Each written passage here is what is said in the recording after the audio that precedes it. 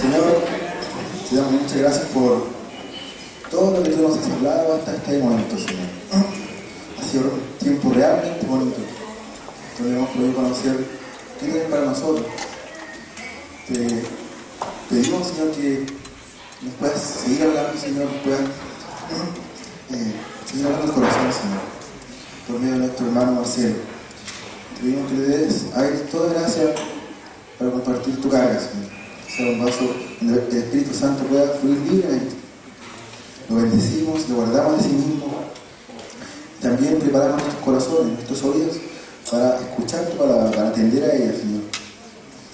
En el nombre de Jesús guardamos esto. Amén. Gracias.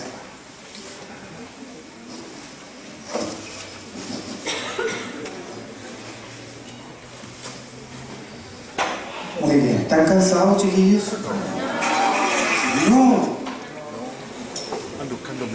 Yo fui a dar la pastoral y estoy cansado. Después del almuerzo me vino un profundo deseo de oración.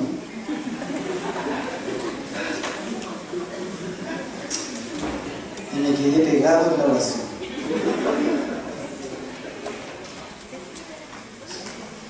Increíble el organismo cómo va cambiando. Como ese hijo ya se pone más... Es más compleja la cosa. Y cuando uno joven tiene tanta energía, qué cosa más maravillosa. Recuerdo, hicimos una vigilia una vez con los jóvenes, toda la noche cantando, orando, en fin, toda la noche. Y en la mañana se fueron a jugar un partido de fútbol.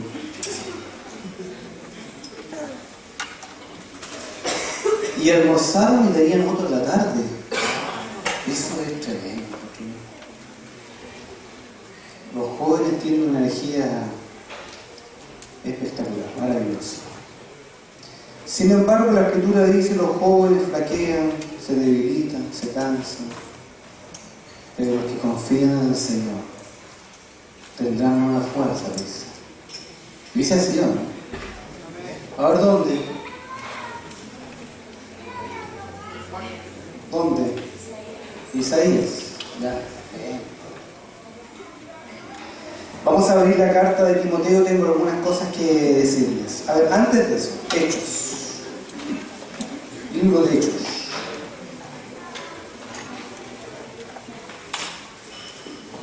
Quedamos ahí en Hechos capítulo 16. Vamos a hacer una continuación. Hechos capítulo 16.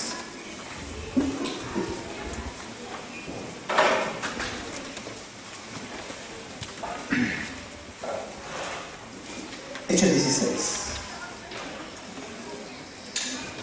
Recuerden la gran complicación que tuvieron Pablo y Bernabé. ¿Lo recuerdan, no? Si no, lo predico de nuevo, no hay problema. ¿Le damos nomás? Ya. Y entonces Pablo aprende una lección. Y la lección que aprende, o el principio que toma, es comenzar a formar discípulos desde jóvenes. Entonces, dado que tenía esto en su corazón respecto de Juan Marcos, decide escoger a algunos jóvenes para hacer un equipo de obra. Trabajar con ellos desde jóvenes para tener un equipo de colaboradores.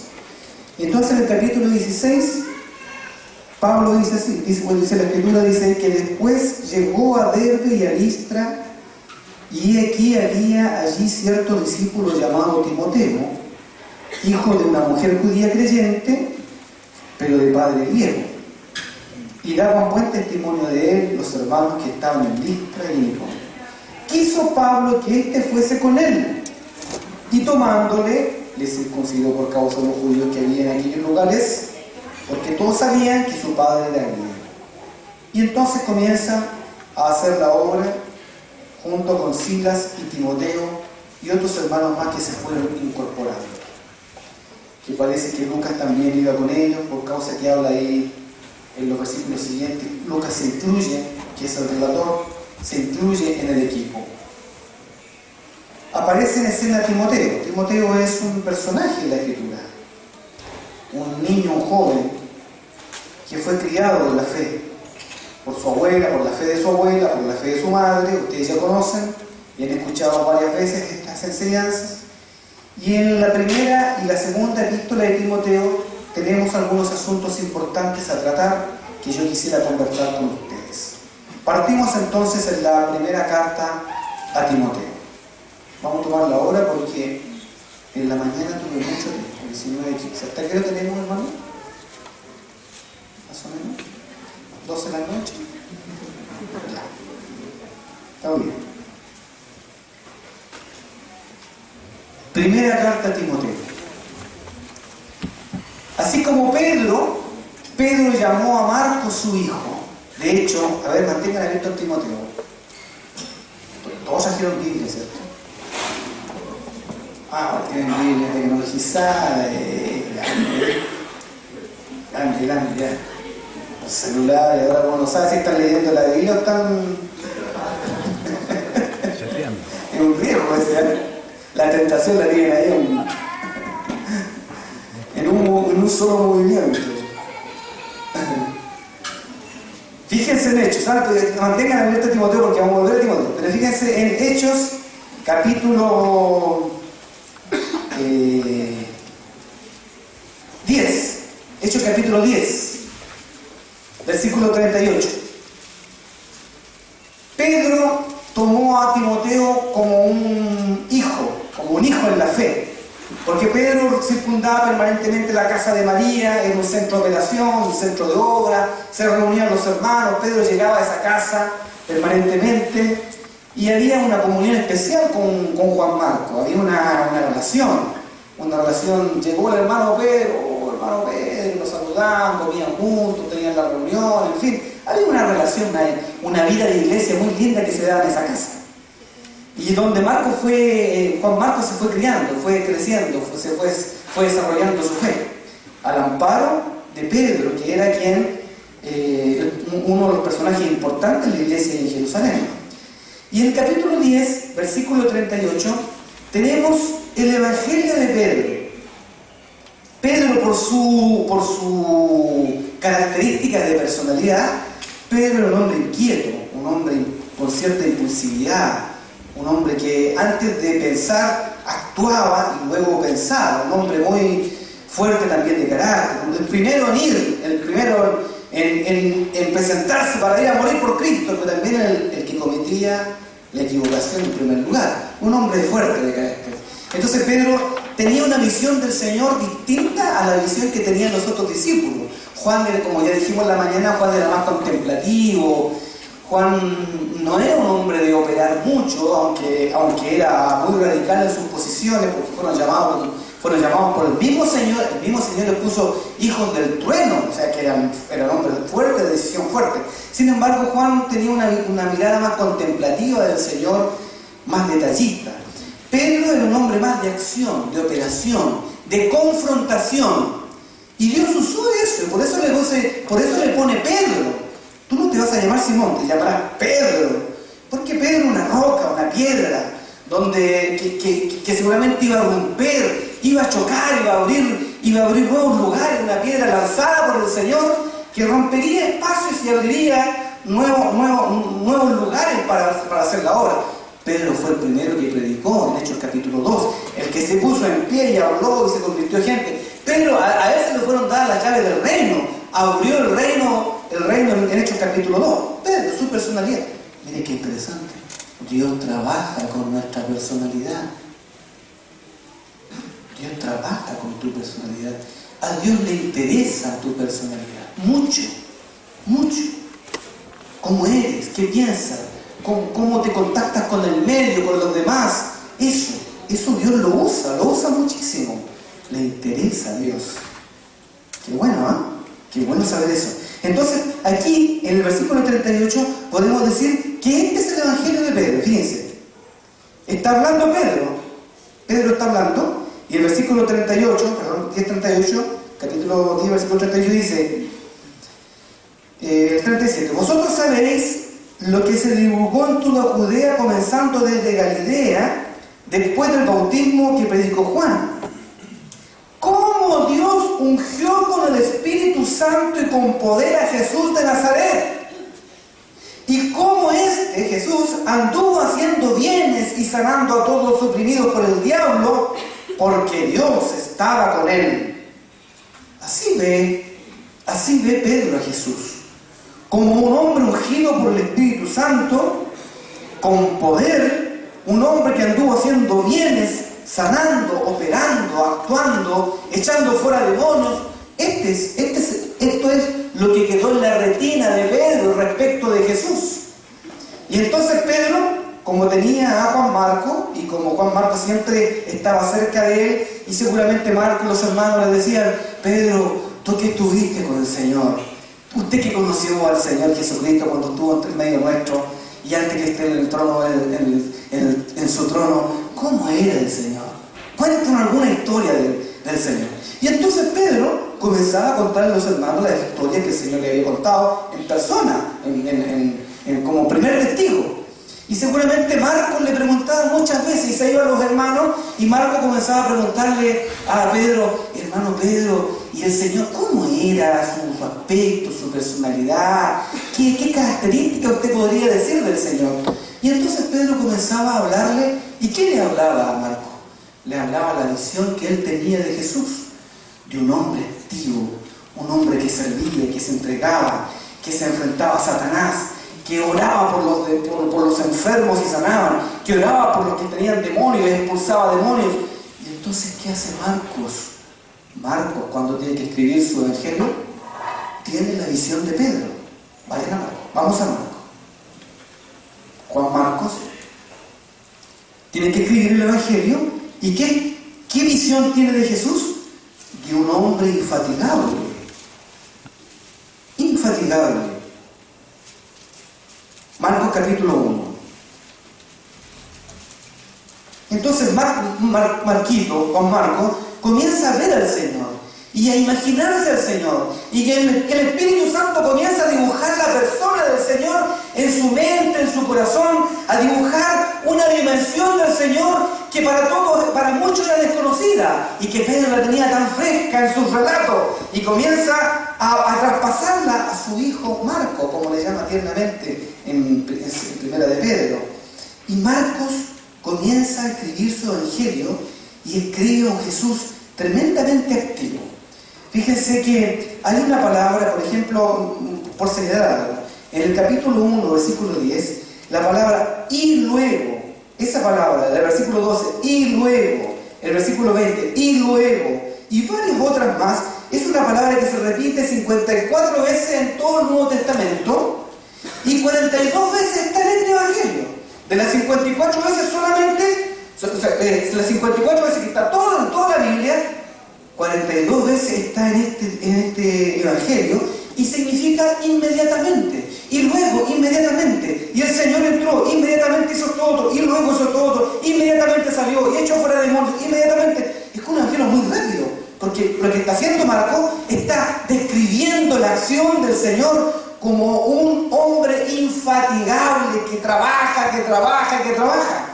Y uno lo ve claramente, especialmente en los primeros capítulos. Fíjese el capítulo 1, versículo 29. Al salir de la sinagoga, vinieron a casa de Simón y Andrés, con Jacobo y Juan. Esto lo sabía Marcos por boca de Pedro. Y la suegra de Simón estaba acostada con fiebre. Y enseguida le hablaron de ella. Entonces él se acercó y la tomó de la mano y la levantó. E inmediatamente le dejó la fiebre y ella le servía. Este registro lo pone Marcos aquí, respecto de la suegra de Pedro. Ahora Pedro nos alegró mucho con esto, pero bueno, está acá.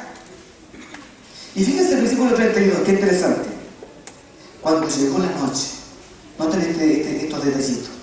Cuando llegó la noche, luego que el sol se puso, le trajeron todos los que tenían enfermedades y a los endemoniados, y toda la ciudad se agolpó a la puerta. Imagínense una ciudad. ¿Cuántos habitantes habrá tenido una ciudad? Una ciudad pequeña puede tener 10.000 habitantes, más pequeña, 5.000 habitantes. Es un pueblito. Pongamos una ciudad grande, 450.000 habitantes, 1.000.000 de habitantes, o una ciudad, una metrópoli, 6 millones de habitantes. Bueno, como haya sido, era una ciudad de mucho movimiento donde vivían en Capernaum, que ocurrió esto. Era una colonia romana de mucha actividad de gente, y entonces la gente supo del Señor y llegaron todos los enfermos de la ciudad a la casa de la suegra de Pedro, y todos los endemoniados se agolparon alrededor de la casa, y cuando el Señor sale de la casa se encuentra con una necesidad inmensa y empieza a orar uno por uno y empieza a sanar a la gente y a echar fuera demonios, y lloró mucho y muchas veces. ¿Usted alguna vez han visto a una persona endemoniada? De verdad, ¿han tenido ocasión de ver a un endemoniado? Es terrible, ¿eh? Y no es una cosa que uno dice, sal fuera. Y hace una oración, es una lucha espiritual muy desgastante. Muchas veces son horas y horas de estar orando, infatigable, orando y reprendiendo, y la persona, el demonio se posesiona de la persona y habla en otro lenguaje, con otra voz, y se tira al suelo y tiene espuma por la boca, y uno ora y reprende y pareciera que no ocurre nada, y de repente se tranquiliza, se duerme, de repente se levanta con nueva fuerza. Una cosa infatigable, terrible, fuerte. Eso ocurre actualmente, eso ocurre, y nos ha ocurrido muchas veces. Es infatigable, uno termina cansado, agotado, hasta que en algún momento de la oración la persona como que algo ocurre y es liberado, y viene paz, y como que la persona vuelve en sí y entiende y tiene razonamiento, comienza a procesar al Señor y llora, y hay una liberación. Y eso ocurre. Imagínense eso de muchas personas alrededor de la casa, muchos enfermos. ¿Ustedes han orado por enfermos? Yo creo que sí, ¿cierto? Acercarse, tocar al enfermo, contactarlo.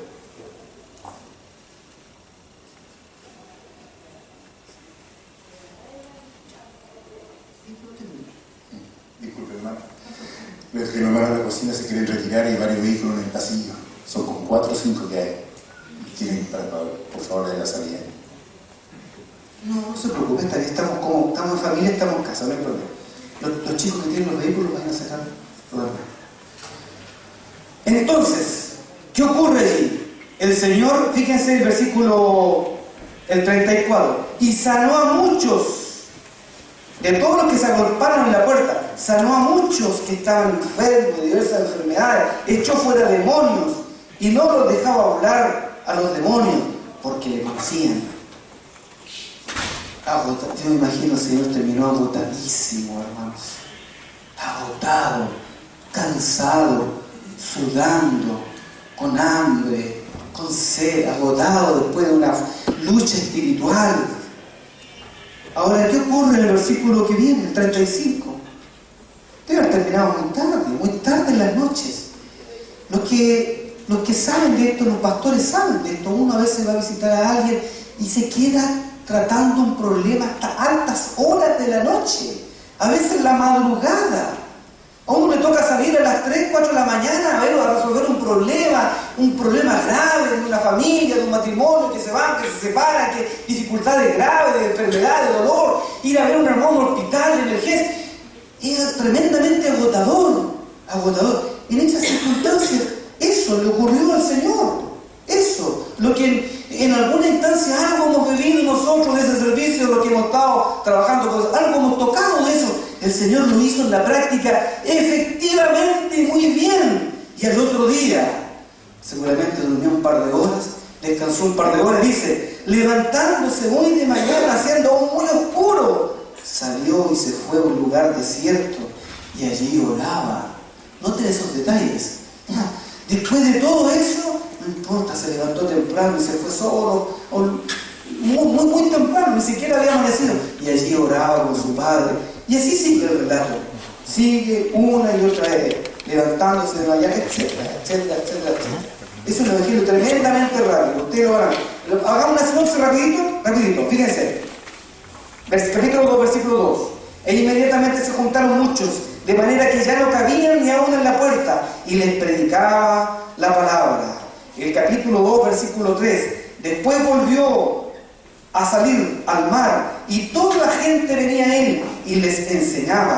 Y al pasar vio a Leví, hijo de Alfeo, sentado en los bancos de tributos, y le dijo: sígueme, levántate, y le siguió. Y aconteció que estando Jesús a la mesa, etc.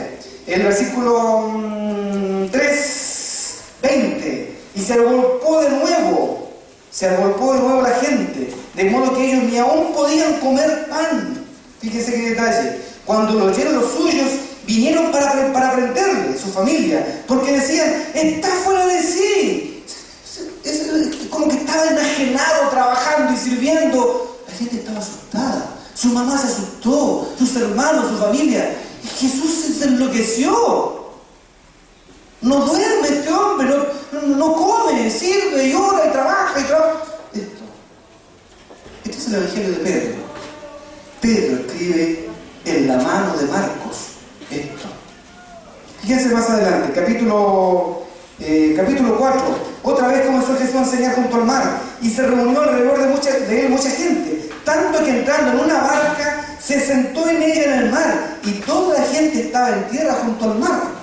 O sea, comenzaron a crear estrategias, siempre lleno de multitudes, lleno. Entonces pusimos una barca cerca de la orilla, y se puso el Señor como una especie de pedestal ahí de púlpito para hablarle a toda la gente. Así. Capítulo 4, versículo 35.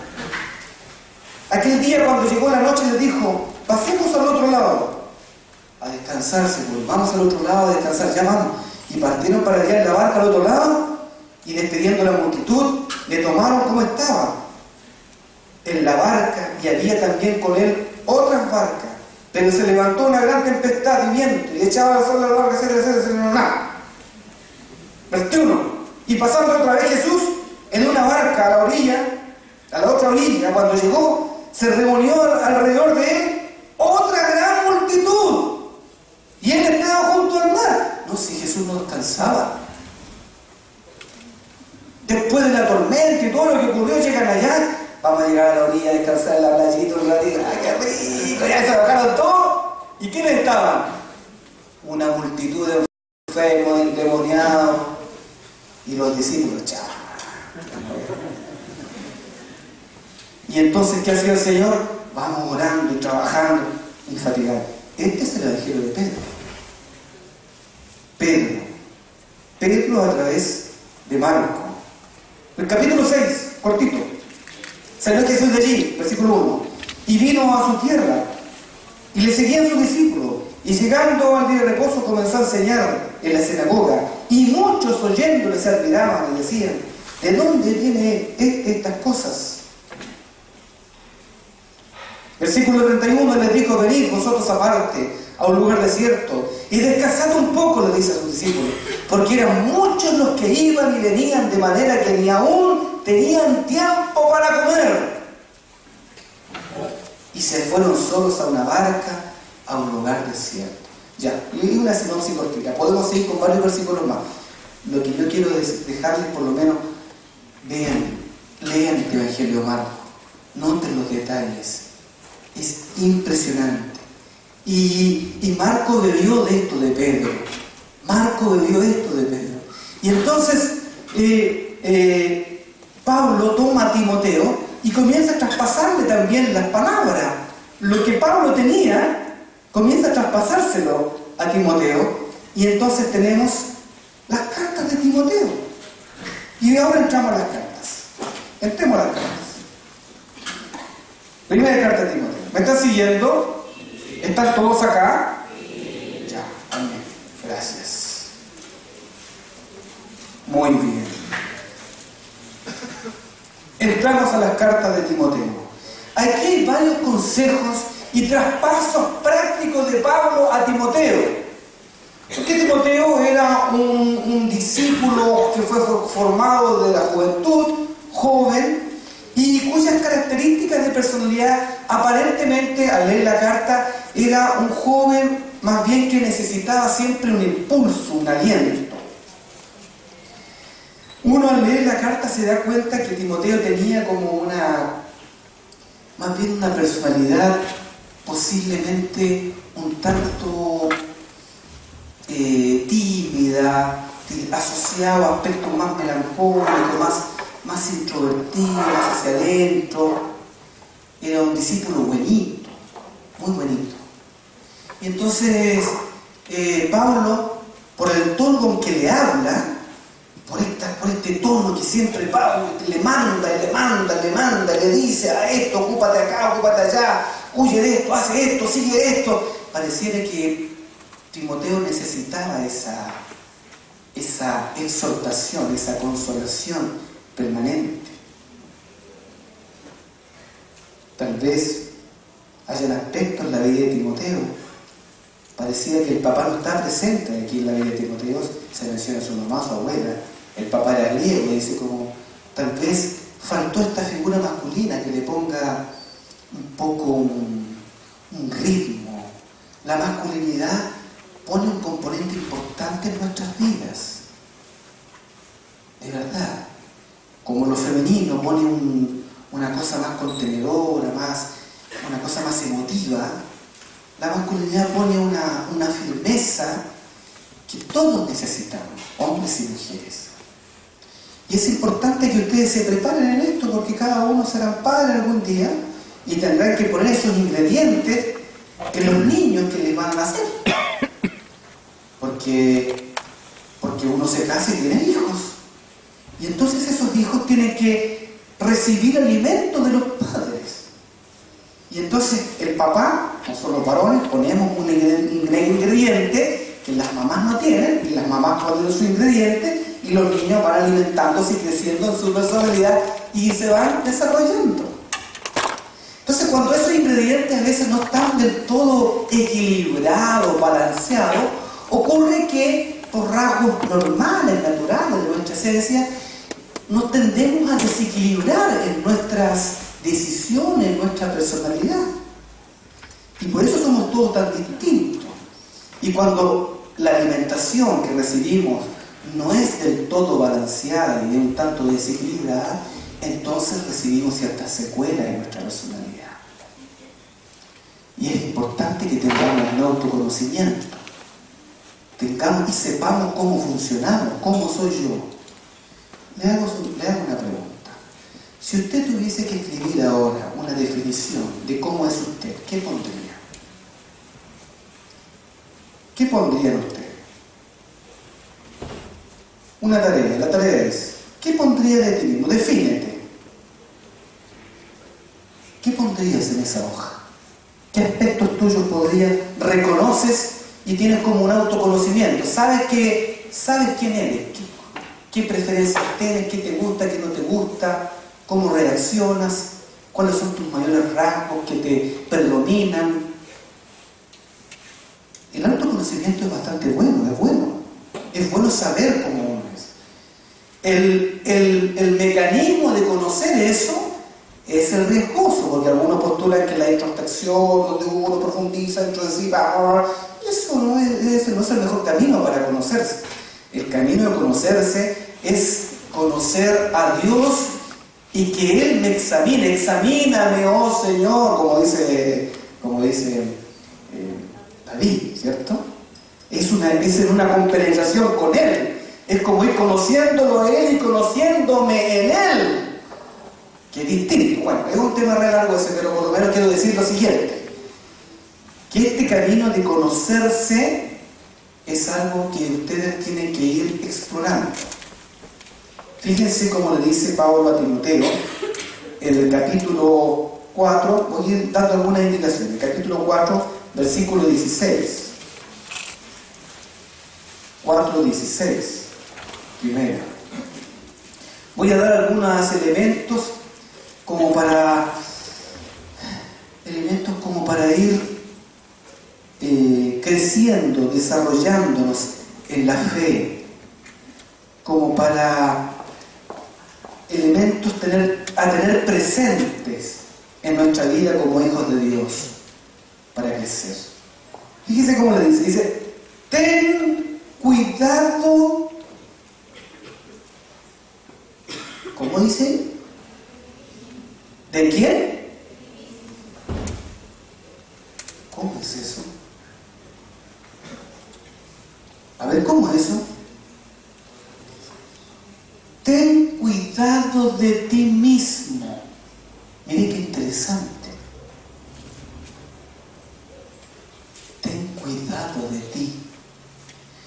Me parece un concepto muy interesante. Porque eso conlleva la idea de que yo me conozca. Conozca quién soy. Conozca el material del cual fui hecho. Conozca especialmente mis defectos. También mis virtudes, pero especialmente mis defectos. Me conozca. Ten cuidado de ti. Porque cuando uno no tiene cuidado de sí mismo, no se cuida de quién soy, corre el gran riesgo de pecar una y otra vez, de exponerse desmedidamente, y entonces perder y arruinar el camino de santidad que Dios ha cuidado contigo por tanto tiempo. Entonces los que no se conocen y que creen tener competencias suficientes y que están autosuficientes en todo, se exponen a situaciones riesgosas porque no saben quiénes son. No saben. Les voy a decir una cosa. Nosotros llevamos un hombre muy perverso dentro de nosotros mismos. Llevamos un monstruo dentro. ¿Verdad? Llevamos una persona dentro que es capaz de muchas cosas. Y entonces es bueno cuidarse de eso. Porque si tú expones ese monstruo, ese monstruo va a salir. Y no solamente le va a dañar a mí, va a dañar a otros también. Ustedes se ríen, pero es así. Es verdad. Leía un texto de Lutero. Ustedes conocen a Martín Lutero, un monje de la iglesia, que se opuso frente a las autoridades del Papa de ese tiempo y a los reyes, en fin, etc. Y entonces dice, yo no le temo al Papa, ni a sus príncipes, ni a todas las eminencias que tiene, solo le temo a una persona, dice, a mí mismo, dice, porque tengo un Papa dentro de mí. Él tenía conocimiento de sí. Y aunque parezca contradictorio, todavía a lo mejor ustedes no lo entiendan mucho porque están en ese descubrimiento, tienen que saber, cuídense. Cuídense de ustedes. No se expongan en situaciones. No, papá, si no pasa nada, si no pasa nada, si yo ya sé, yo soy grande, yo ya sé. Sí. Y como uno viejo ya sabe, ya. De todas maneras, no apagues el celular, ¿ya? Cuidado con eso, chicos. Cuidado. No se confíen en sí. Es una indicación que el apóstol le dice a Timoteo, un hombre santo de Dios, un siervo del Señor, le dice, cuídate. Cuídate de ti. Incluso cuídate de la doctrina. Cuídate de esto, que es peligroso. Tú eres un peligro para ti. ¿Logran captar algo de esto? ¿Logran captar algo de esto? Tú eres un peligro para ti.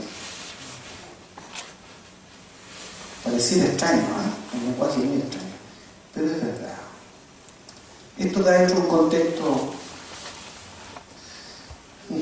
Yo creo que esa es una buena indicación que Pablo le deja a Timoteo respecto del Señor. Hay otras indicaciones que da. Capítulo 1, fíjense, capítulo 1, 1 de Timoteo.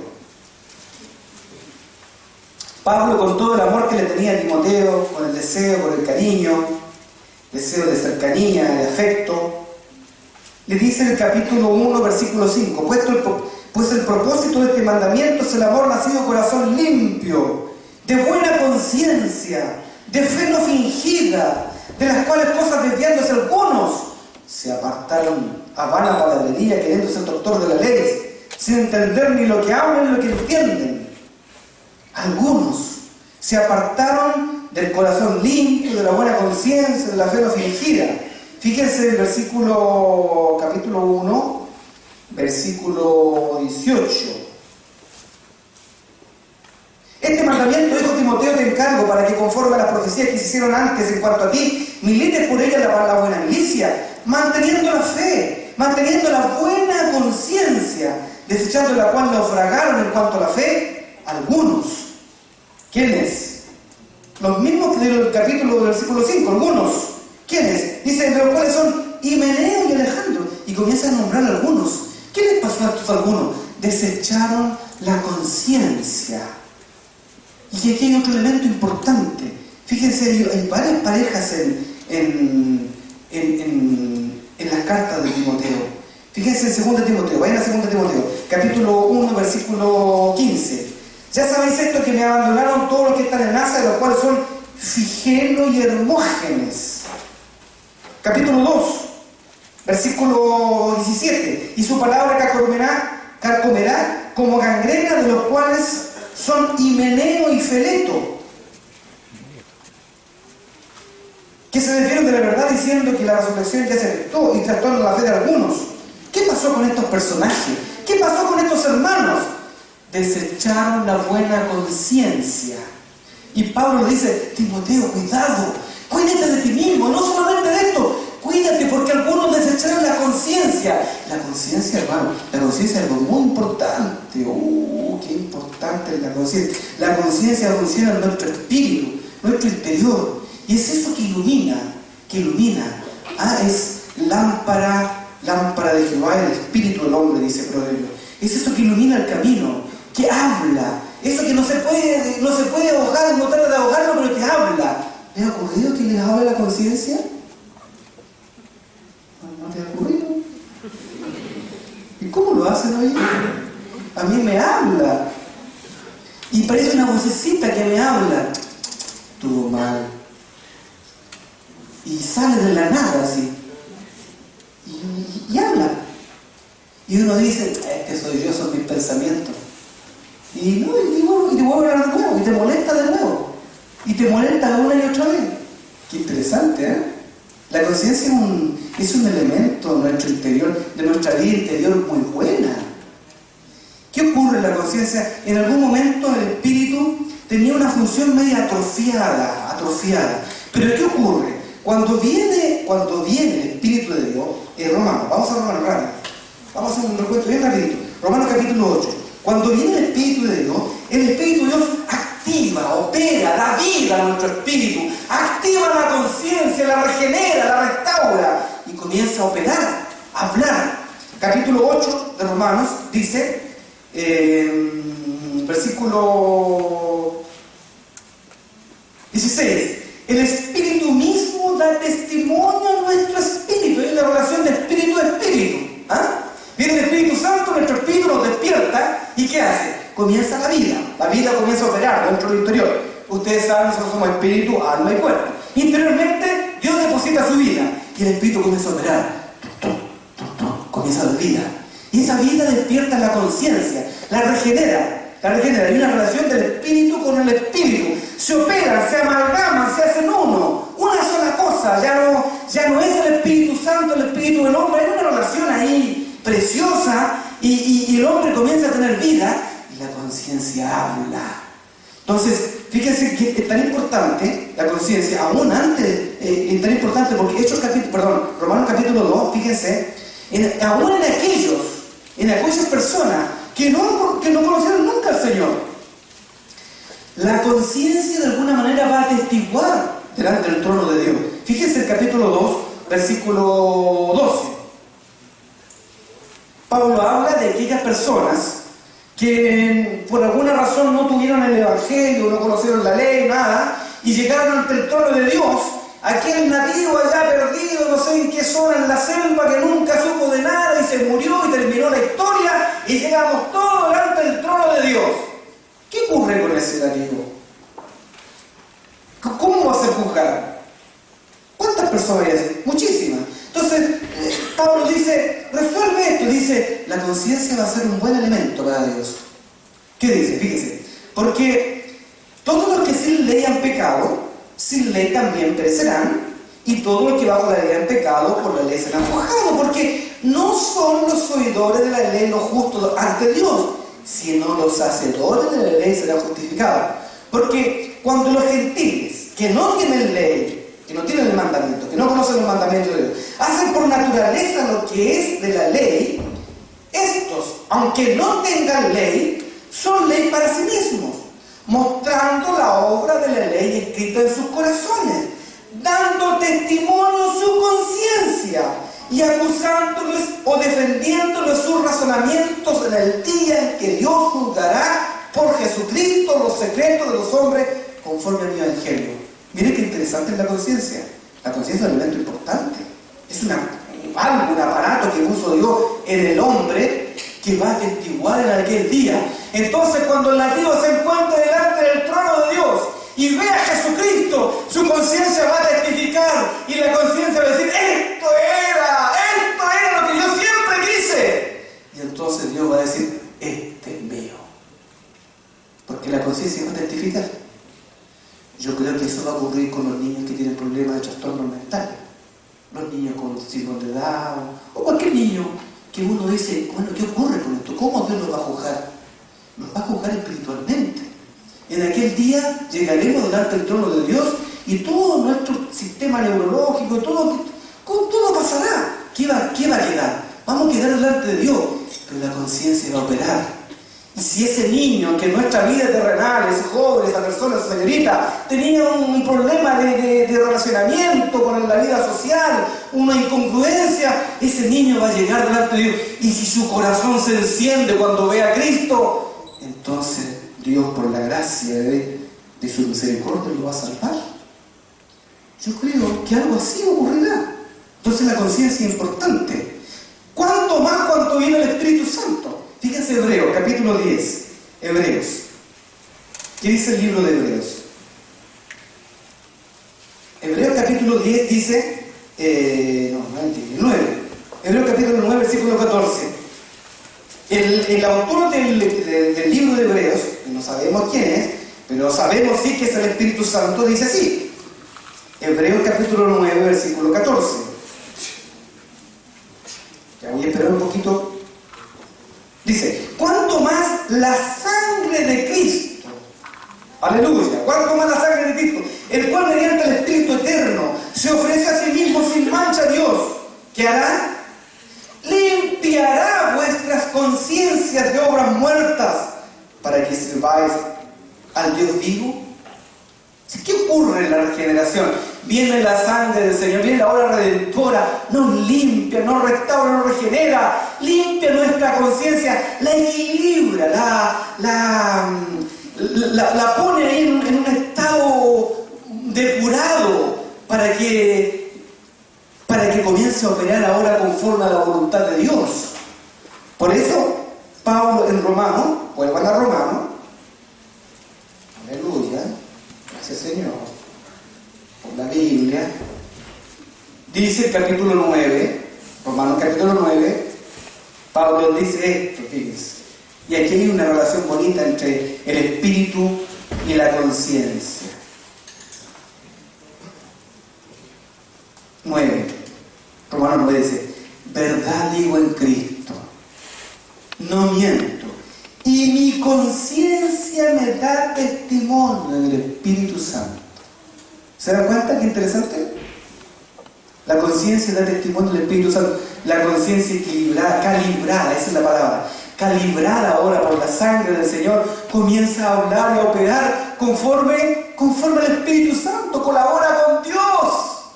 La conciencia ha sido despertada, ha sido reivindicada y comienza a hablar internamente en nuestra vida interior. Mira, no me ve nadie, no me ve absolutamente nadie. Dios me ve y mi conciencia me habla. Entonces yo me expongo, hago algo y la conciencia va conmigo. Y aunque nadie en todo el mundo me haya visto de lo que yo estoy haciendo, Dios sí, y la conciencia testigua y te habla. Qué bueno es Dios. Amén. ¿Sí? Porque así nos cuida, ¿no? Qué bueno es Dios. Y entonces uno va a dar el paso y la conciencia le dice, momentito. Y allí está Dios operando, el Espíritu Santo en la conciencia. Qué bueno. Es como ese semáforo, ¿no? El semáforo que pone la luz verde, la roja, y nos indica internamente la operación de Dios en el interior. Por eso Pablo dice a Timoteo, no desechen la buena conciencia, la cual desecharon algunos y naufragaron. Y allí quedaron en la deriva. No saben dónde van y lo que hacen, no tienen idea de nada. Su conciencia ya no les testifica. Capítulo 4, versículo 1 de 1 Timoteo. Fíjense. Versículo 2 del capítulo 4.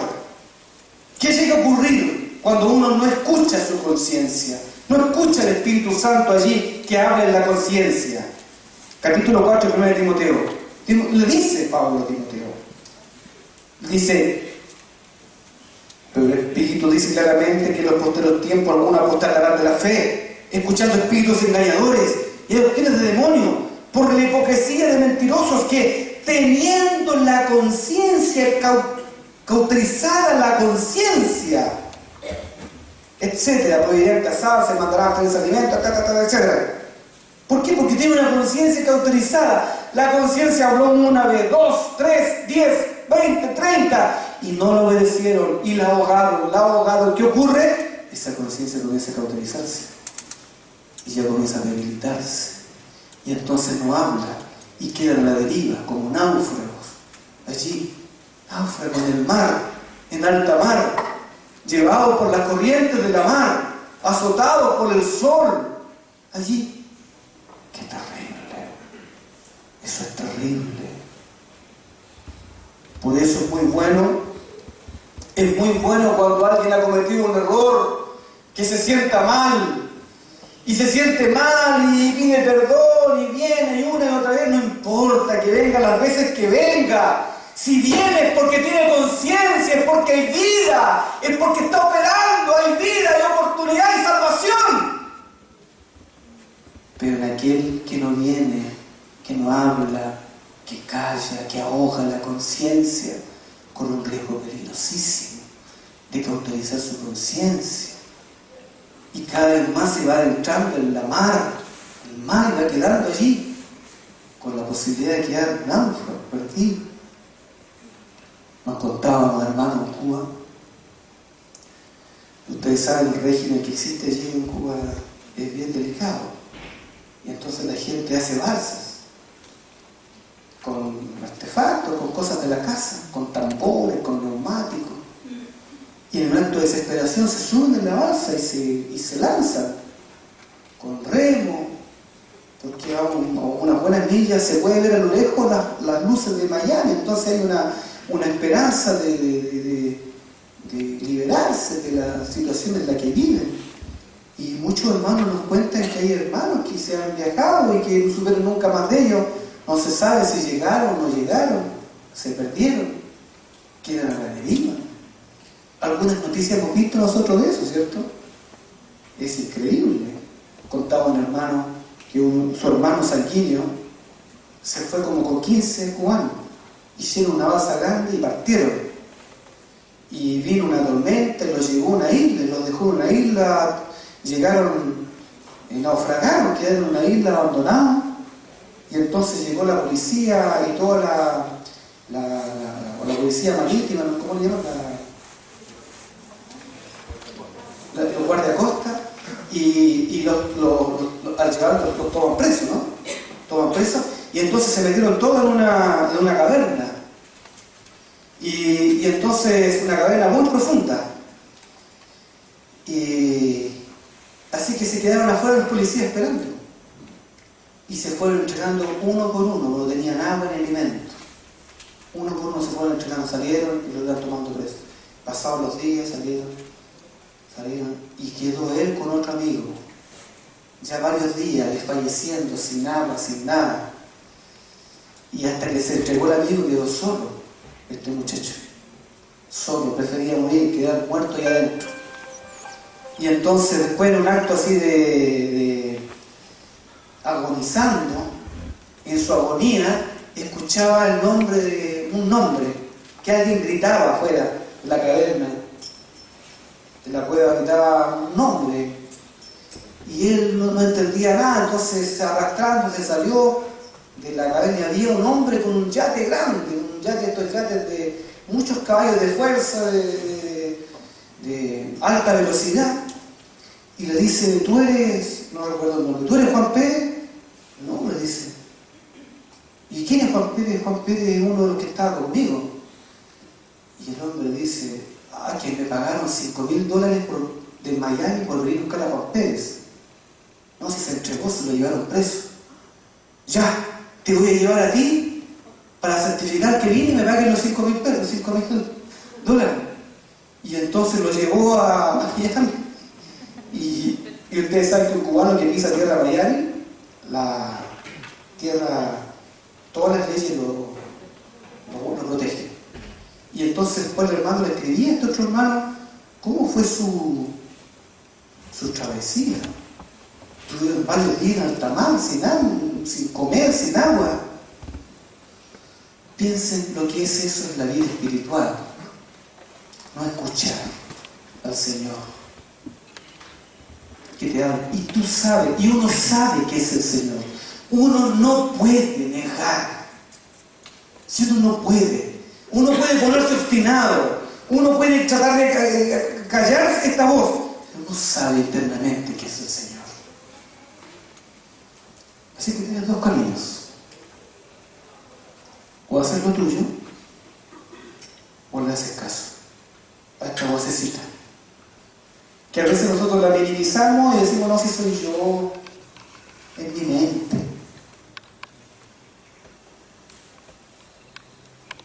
¿Qué camino va a tomar?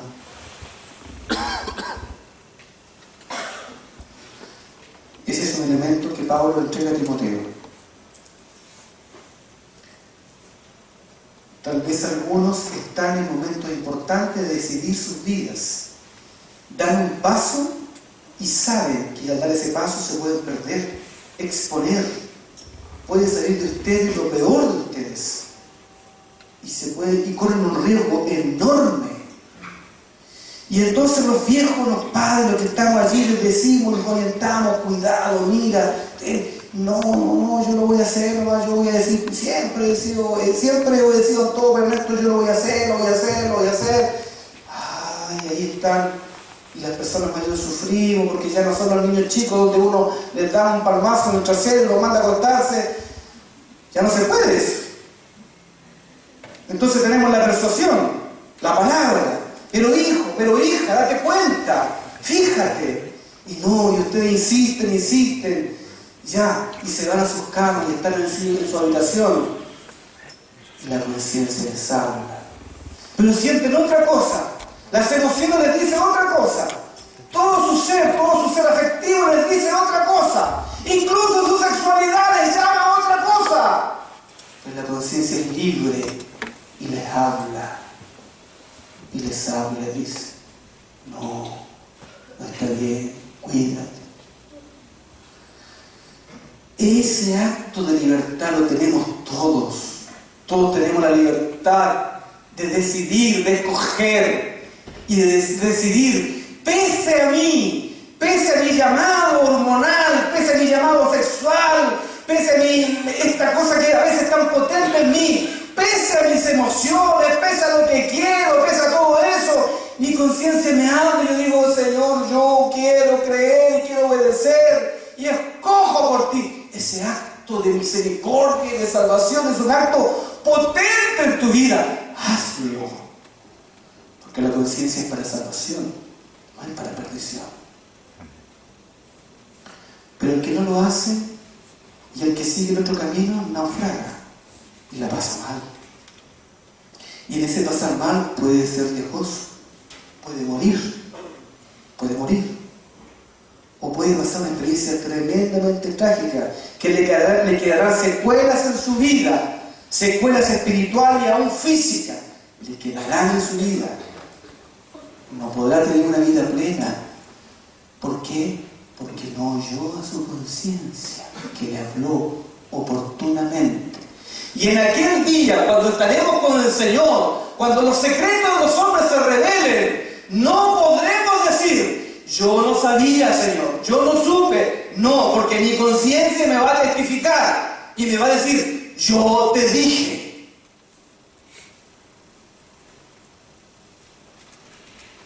Es mejor hacerle caso a la conciencia. ¿Cuánto más si ha sido iluminada por el Espíritu Santo, por el Señor? ¿Cómo se hace esto? Pablo también da instrucciones para esto. Fíjense qué interesante. También da instrucciones para esto, porque uno dice: bueno, ya, hasta ahí estamos bien. Pero ¿cómo lo hace? ¿Cómo se puede hacer esto? De una forma muy simple, muy sencilla. En Timoteo. En Primera de Timoteo.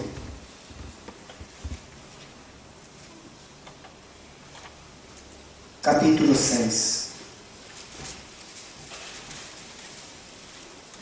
Primera de Timoteo, capítulo 6. Versículo 11. La conciencia ilumina, testifica. Ya, hasta ahí vamos bien, ¿cierto? ¿Estamos todos bien hasta ahí?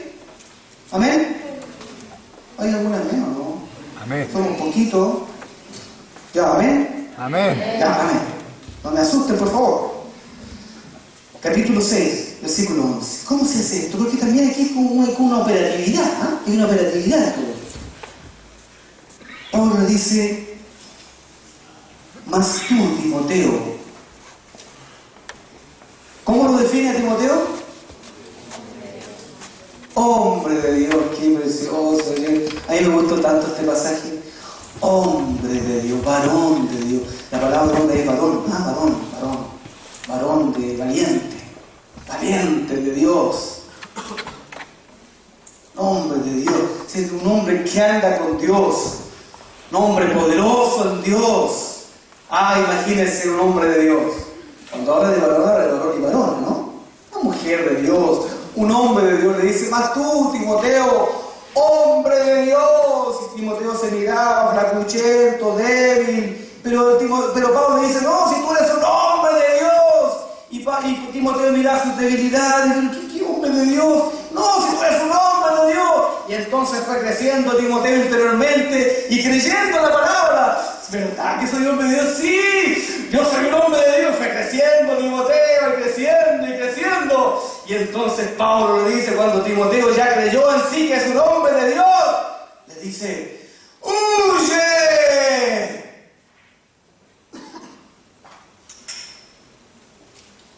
Eso es lo que tienes que hacer. Es muy simple. Para las cosas difíciles son instrucciones fáciles. No hay ninguna otra explicación. Mira, te voy a explicar cuál es la argumentación por la cual tú tienes que hablar. No, muy sencillo. Problemas difíciles, instrucciones fáciles. Tiene un problema de amorío con alguien, va a caer sexualmente en pecado, ¿verdad? Muy fácil, no lo veas más. Listo, se acabó. Huye, arranca. ¿Pero cómo? Sí, arranca. Ya, arranca, nunca más. Arranca. Corre como loco. Arráncate. Huye. Eso es lo que le dice Pablo a Timoteo. Si uno sabe hacia dónde va, sabe que pasa este límite y se expone y corre el riesgo y la conciencia comienza a hablar, ¿qué hago? Me tomo la palabra, tomo los versículos bíblicos, me abrazo. Nada, hombre, arranca.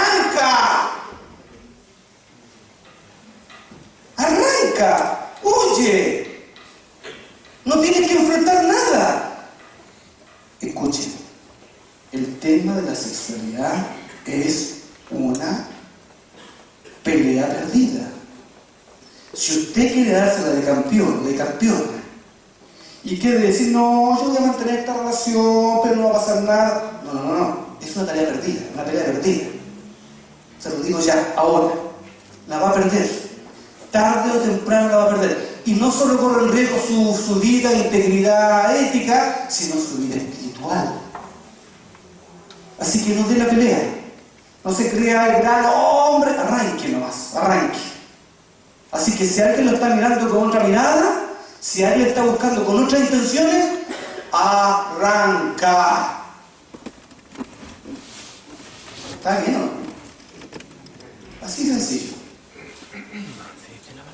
Y uno sabe cuando lo miran con otras intenciones. ¿O no? Pero como el pecado que uno tiene dentro le gusta eso, y uno se gusta exponerse, y empieza a caminar por la cornisa, allí, así, por la cornisa, y parece que a los hombres nos gusta ahí, estar allí en esa... ahí, así, ese equilibrio, estar ahí. No, arranque, se va a caer. Y una vez que se cayó, que duele.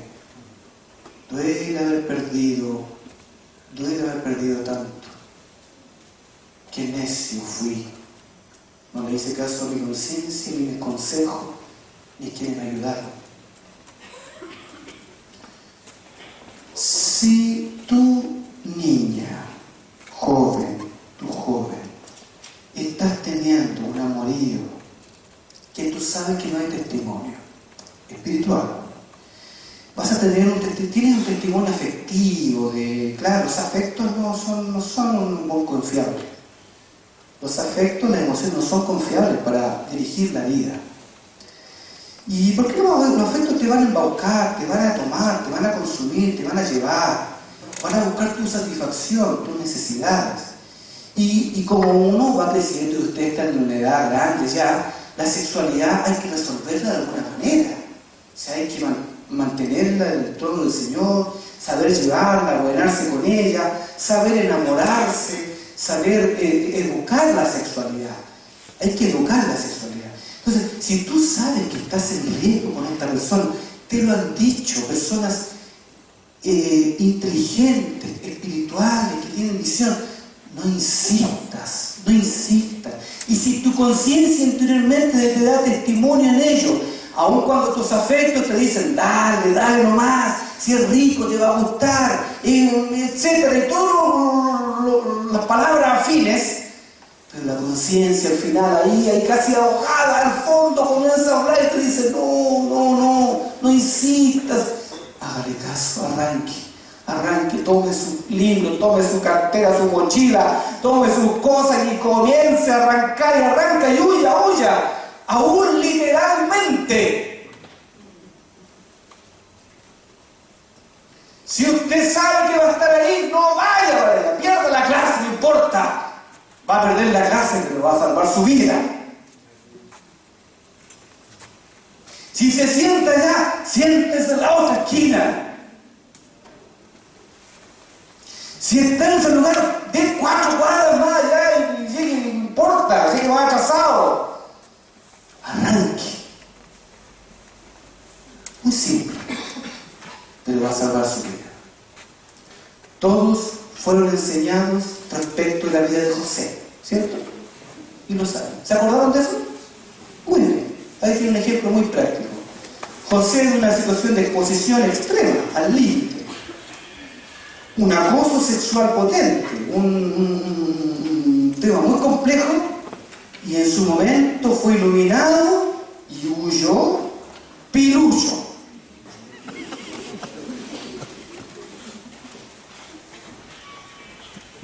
Más vale huir así que perder todo. Arranque, hermano. Fíjense lo que dice en el capítulo 2 de Timoteo. Capítulo 2, versículo 22. Huye también de las pasiones juveniles. Huye de eso. No lo alimentes más. no alimentes las pasiones juveniles. No, ¿y qué es esto? Toma toda, implementa, organiza tu vida, implementala. Todo lo que exagere tu vida sexual, todo lo que exagere tu comportamiento, tu figura, tu cuerpo, tu forma de vestirse, todo. Planifícalo, ponlo. Comienza a reeditar todo, a rehacerlo de nuevo. Huye de toda esta pasión que te pueda embaucar, que te pueda comer, destruir. Huye de eso. Arranca, ponle atajo.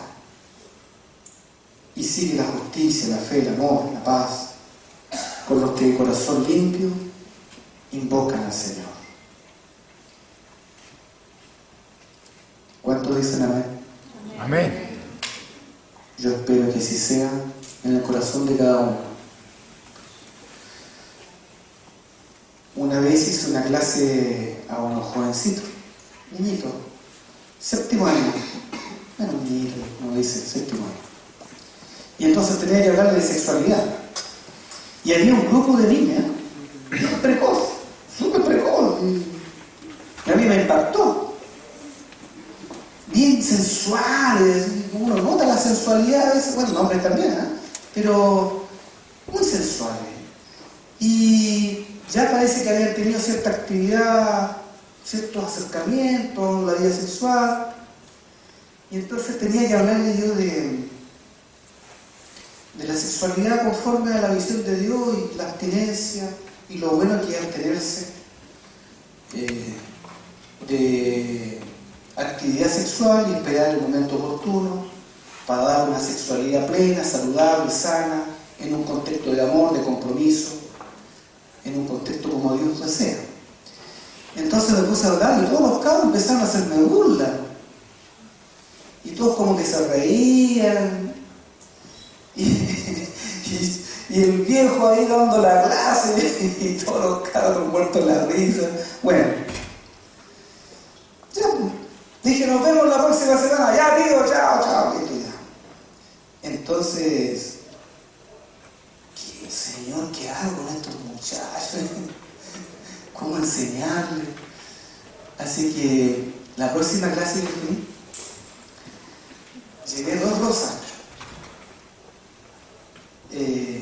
Así que tomé el libro clase y dejé las 2 rosas en el escritorio.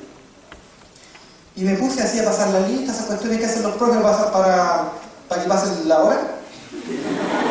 Y como que están trabajando así. Y empecé a mirar y todo, cada uno hacía lo suyo. Y uno que estaba sentadito ahí tomó una rosa. Y yo lo caché, porque iba a hacer el tonto así. Y tomó una rosa así. Y empezaron a hacer cosas entre ellos. Y uno le saca un pétalo. Y todo. Y después el otro le saca otro pétalo. Y le muestra al que está atrás y se la tiran para atrás. Y le llega el otro la rosa al que está atrás. Y entonces el otro le pega en la cabeza y empiezan a jugar con la rosa. Y empieza a pasar por toda la clase. Y cada uno, ¿qué hacía? Le sacaban pétalos, le hacían algo. Le hicieron pedazos.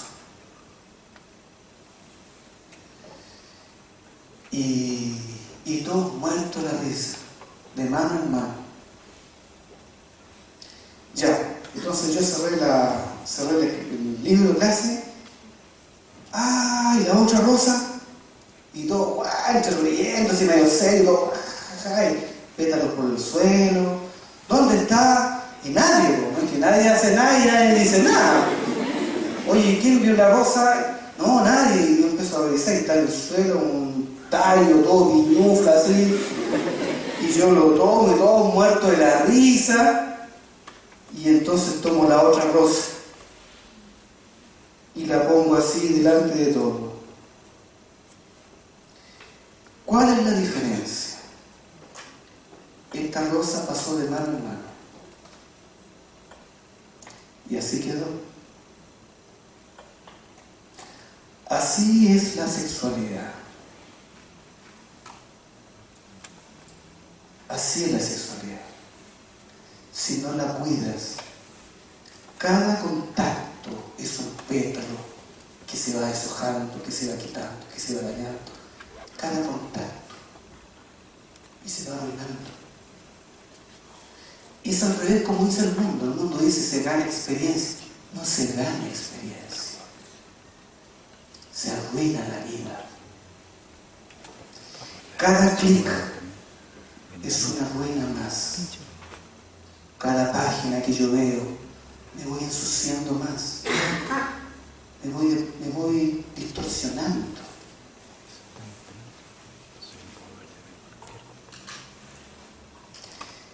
Y no hice clase. Esa fue la clase.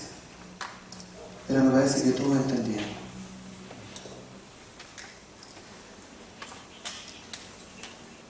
Tengan conocimiento de quiénes son. Busquen, aprendan, conózcanse bien en el Señor, conózcanse. Delante del trono de Dios, examinan, pídanle a Dios, examíname, Señor, y seré conocido como soy. Examíname, escuchen su conciencia, escuchen el Espíritu Santo. Y frente a las situaciones extremas, huyan, arranquen, pidan ayuda, arranquen, huyan con todas sus fuerzas. El Señor nos guarde. Amén. Amén. Amén. Pongámonos en pie y pidamos al Señor que nos guarde, que le guarde todo el caminar que viene por delante.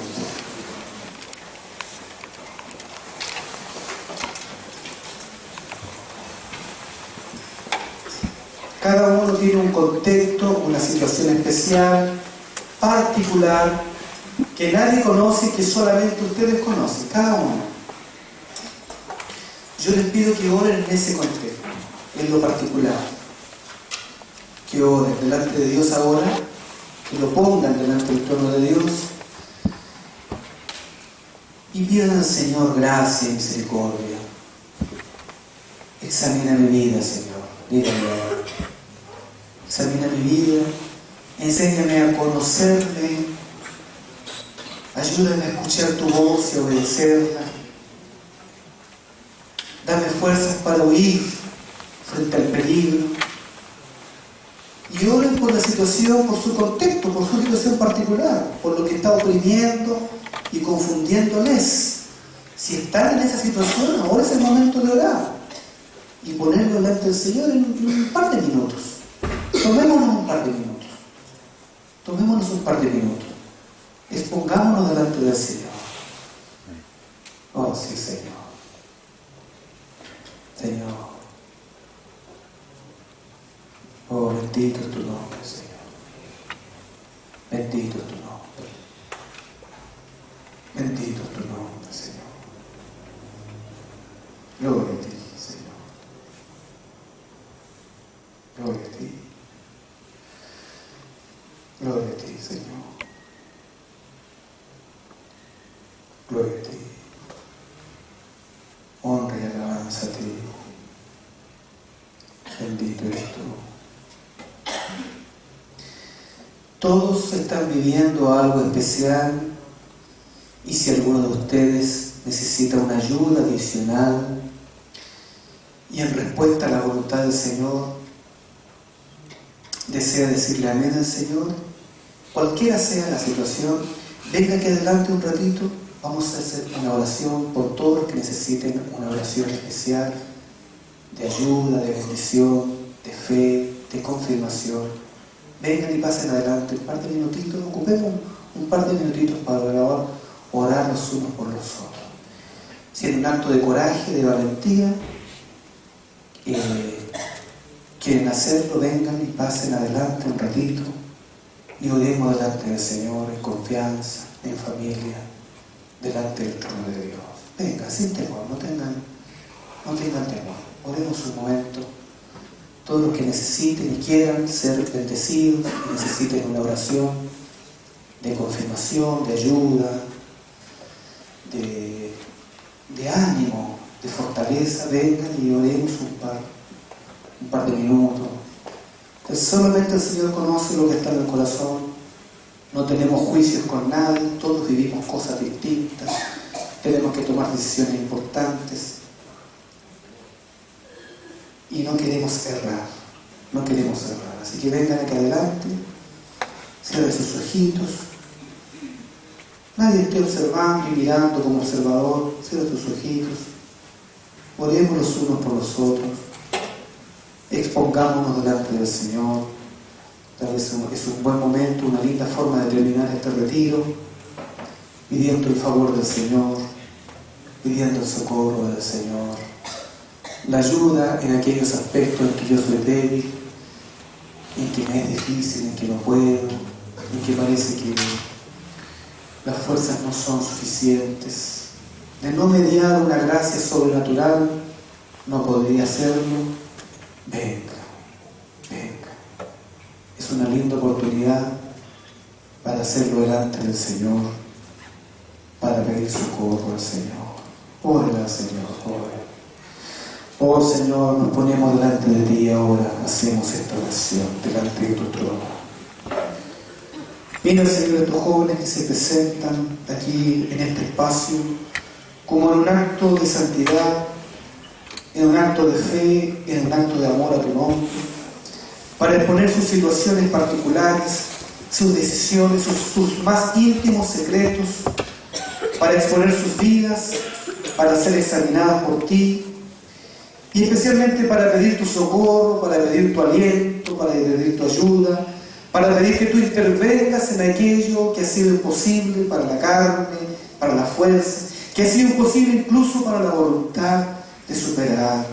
Señor, ponemos ahora como iglesia estos jóvenes delante de tu trono, delante de donde estamos, delante del Altísimo, delante del Dios de los cielos, del Creador del cielo y de la tierra, para que de su trono venga virtud, venga gracia desmedida, abundante, rica, inunde todas las esferas del ser, inunde interiormente, toda el alma sea compungida por la presencia de tu Espíritu, y en esa relación entonces vengan nuevas fuerzas de fe, de valor, de voluntad, puedan ser persuadidos por tu Espíritu y capacitados en el operar, en el actuar, en el saber huir oportunamente, en el saber conducirse, en el saber con quién caminar, con quién vincularse, en saber con quién están compartiendo sus vidas.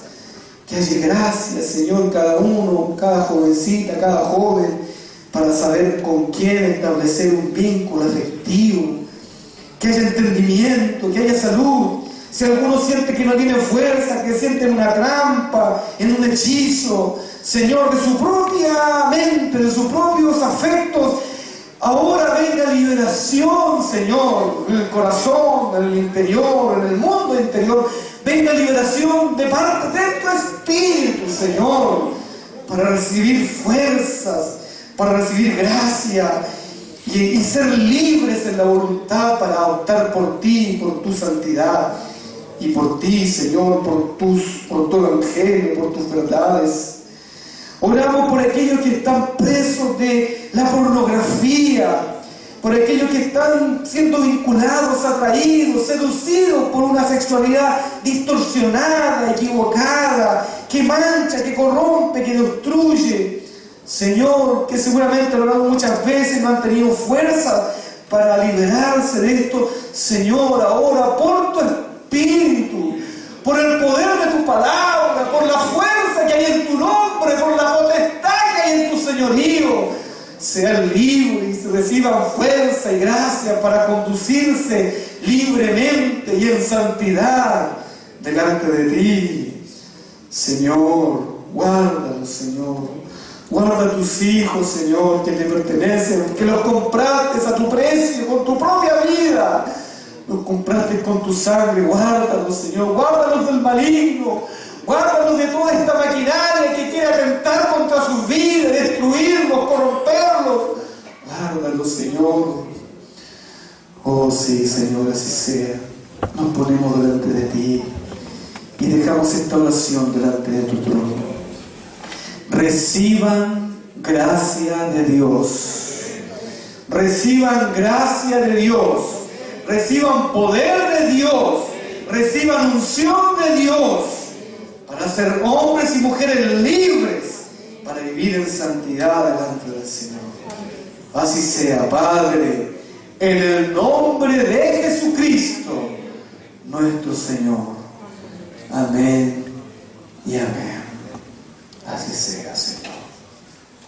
Así sea. Dense un abrazo de comunión, un abrazo de comunión, de fe, de fortaleza. Aleluya. Bendiciones. Sean fortalecidos del Señor. El Señor ha respondido a cada uno sus necesidades. Y agradecemos al Señor este tiempo precioso de estar con Él. Aleluya. Bendito el Señor. Qué bueno. Es un abrazo, ¿eh? Con harta libertad, hermano, eso, con harto amor. Gloria al Señor. Qué bueno. Gracias, Padre. Gracias, Padre. Gracias, Señor. Aleluya. Aleluya. Gracias, Señor. Bendito Señor. Amén. Gracias, Señor.